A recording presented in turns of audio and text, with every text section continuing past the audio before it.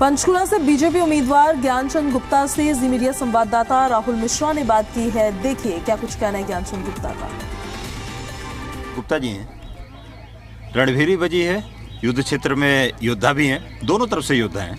जब लड़ाई होती है तो दोनों तरफ के योद्धा होते हैं और दोनों योद्धाओं के बीच में कहा जाए तो तर्कस में तीर भी होता है एक दूसरे को भेदने के लिए। आपने कौन कौन से तर्कस में तीर रखे हैं विपक्षी पार्टी को भेदने? देखिए, मेरा काम ही मेरा तर्कस का तीर है। 10 साल के अंदर जो पंचकुला में हमने विकास किया है, उसी तर्कस के तीर को लेकर के हम जनता के बीच में जा रहे हैं और उनसे बता रहे हैं कि हमने जो काम किए हैं आप उनको जा कर के ग्राउंड के ऊपर देखिए। और दूसरी ओर भाई चंद्रमोहन जी जो कांग्रेस के प्रत्याशी हैं, मैंने उनसे बार बार कहा है कि वो 18 साल विधायक रहे। उन 18 साल में कोई 10 काम पंचकुला के किए हों तो वो लोगों को ज़रूर बताएं। आज तक वो एक भी काम नहीं बता पाए जो पंचकुला के लिए उन्होंने कहा है। आज भाई चंद्रमोहन कह रहे हैं कि मैं पंचकुला को पेरिस बनाऊंगा। हमने कभी नहीं कहा, हमने कहा है पंचकुला को स्मार्ट सिटी बनाएंगे। और जब पंचकुला को पेरिस बनाने की बात उन्होंने 1993 में भी की थी, उसके बाद वो 18 साल विधायक रहे, डिप्टी चीफ मिनिस्टर रहे, उनके पिताजी मुख्यमंत्री रहे। तो जब वो पंचकुला को पेरिस नहीं बना पाए तो अब 5 साल में वो कैसे पेरिस बनाएंगे, ये लोग पूछते हैं और उसका भी वो कोई जवाब नहीं देते। केवल झूठ के सहारे लोगों को गुमराह नहीं किया जा सकता। कांग्रेस पार्टी और उनके नेता लोगों को झूठ बोल करके गुमराह करने का काम कर रहे हैं, चाहे वो राहुल गांधी हैं, चाहे वो भूपेंद्र सिंह हुड्डा हैं या उनके अन्य नेता। सवाल क्योंकि कांग्रेस की तरफ से जब आपने कहा तो कांग्रेस की तरफ से सवाल कई उठाए जा रहे हैं। कह रहे हैं कि निफ्ट हम लोग लेकर के आए, यहाँ पर निफ्ट उनके द्वारा लेकर के आया गया, सड़कें बदहाल हैं, 10 साल में भ्रष्टाचार फैला, किसी तरीके का काम नहीं हुआ यहाँ पर। ये कांग्रेस यहाँ स्थानीय कांग्रेसी। मैंने पहले कहा ना आपको कि कांग्रेस पार्टी झूठ का पर्याय बन चुकी है। अभी मैंने कहा निफ्ट की बात की आपने।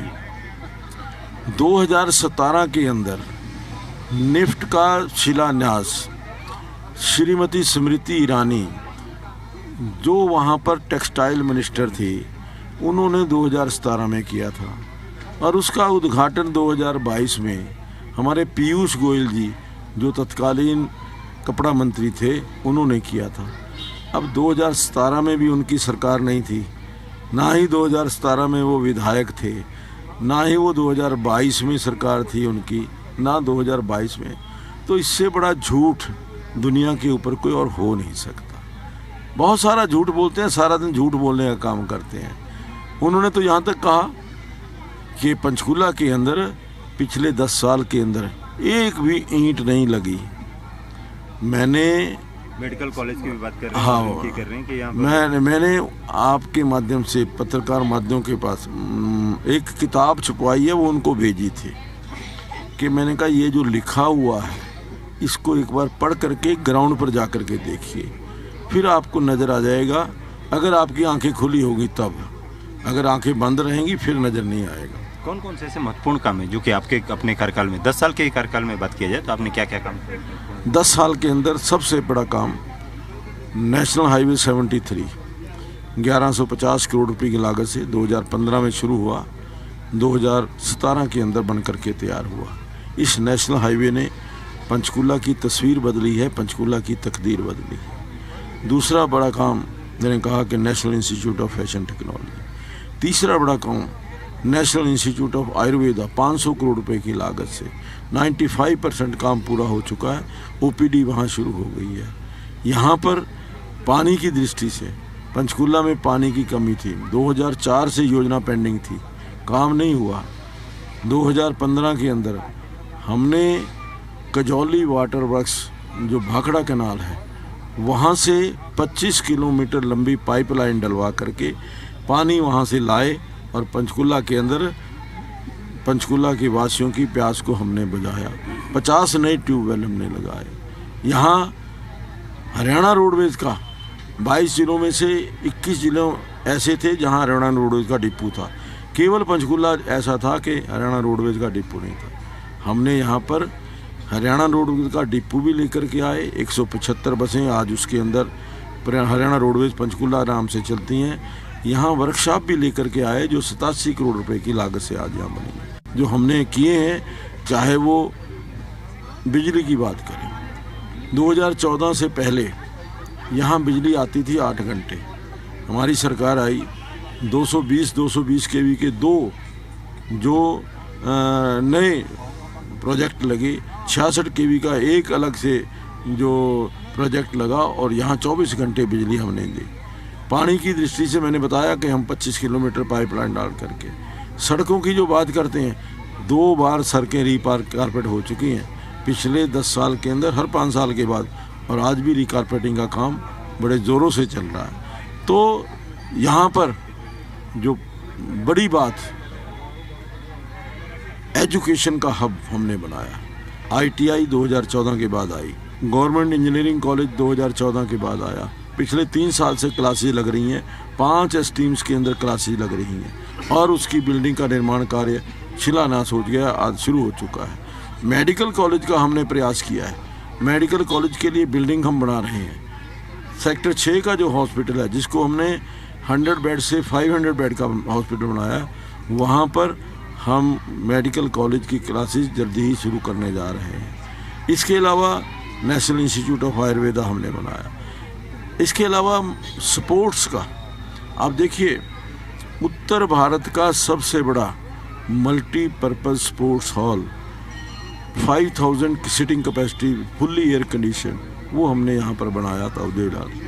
यहाँ अंतर्राष्ट्रीय स्तर का बास्केटबॉल स्टेडियम, अंतर्राष्ट्रीय स्तर का वॉलीबॉल स्टेडियम, अंतर्राष्ट्रीय स्तर का हॉकी स्टेडियम, ये स्पोर्ट्स का हमने इंफ्रास्ट्रक्चर डेवलप किया है। यहाँ पर हमने मल्टी लेवल पार्किंग, DC कार्यालय के बाहर 30 करोड़ रुपए की लागत से मल्टी लेवल पार्किंग बनाई है। गुरुद्वारा नाडा साहब के अंदर मल्टी लेवल पार्किंग बनी है। माता मनसा देवी के अंदर 15 करोड़ रुपए की लागत से मल्टी लेवल पार्किंग है। और इसके अलावा जो कांग्रेस ने कहा फिजिबल नहीं, हमने उसको फिजिबल करके दिखाया। सेक्टर 19 का जो रेलवे ओवरब्रिज था, on the floor of the house, Randeep Surjewala ने ये कहा था कि दिस इज़ नॉट फिजिबल।